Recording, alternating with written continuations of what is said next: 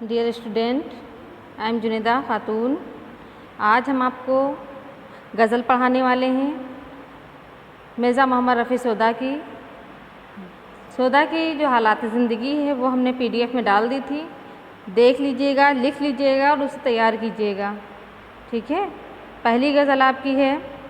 हर संग में सरार है तेरे ज़हूर का, मूसा नहीं जो सैर करूँ कोहे तूर का। कोहे तूर मतलब पहाड़ों का।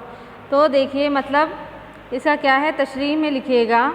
शायर कहता है कि दुनिया की हर शय में खुदा मौजूद है, जबकि हर जगह उसका जलवा, उसकी जलवागरी है।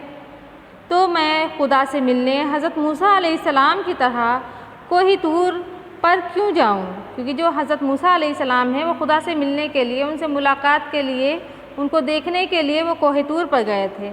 मैं क्यों जाऊं? क्योंकि मुझे तो ये मालूम है कि खुदा की जलवागरी हर तरफ है, हर जगह है। मुझे तो हर जगह अपने चश्मे बसीरत से खुदा दिखाई देता है। फिर देखिए जो दूसरी शायर है आपकी, तोड़ो ये आईना के हम आगों से अक्स हैं, होवे ना मुझको पास जो तेरे हुजूर का।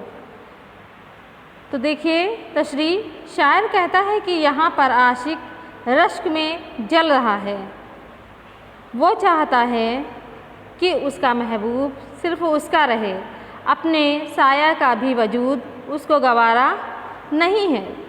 महबूब उसके दिल में भी बसा हुआ है। आशिक को अपने दिल से भी रश्क हो रहा है। रश्क माने होता है जलन, उसको अपने दिल से भी जलन है। वो कहता है कि महबूब दिल के आईने में समा गया है। मैं अपने इस दिल के आईने को तोड़ देता, मगर मैं सिर्फ इस वजह से मजबूर हूँ कि महबूब दिल में बसा हुआ है, कहीं उसको ठेस ना पहुँचे। तीसरा शेर देखिए। हम तो कफ़स में आन के खामोश हो रहे, ए हम सफ़ीर फ़ायदा नाहक के शोर का। तो देखिए शायर कहता है कि यहाँ पर आशिक शिद्दत और जज्बात में दीवाना है कि ए कैदी, जब हम इस कैद खाने यानी पिंजरे में आए थे, हमने भी इस तरह शोर किया यानी बहुत सा हमने शोर किया। जब मैं कैद हुआ बहुत शोर किया, कैद से छुटकारा पाने के लिए बहुत जद्दोजहद की, लेकिन कामयाब ना हुआ। मेरे नालों का कोई असर ना हुआ, मतलब रोने का कोई असर ना हुआ। इसलिए तो तू भी आहुजारी ना कर, यानी तू भी मत रो, तू भी मत चिल्लाओ, क्योंकि इससे कुछ तुझे हासिल नहीं होने वाला, ठीक है। आगे देखिए। सौदा कभी ना मानियो वास की गुफ्तगू, आवाज़ दहल है खुश आइंदा दौर का।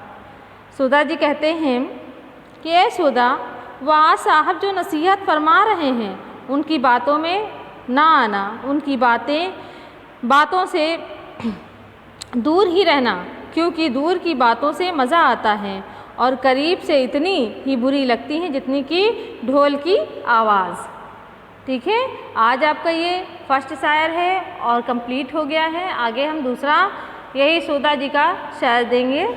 अल्लाह हाफिज़।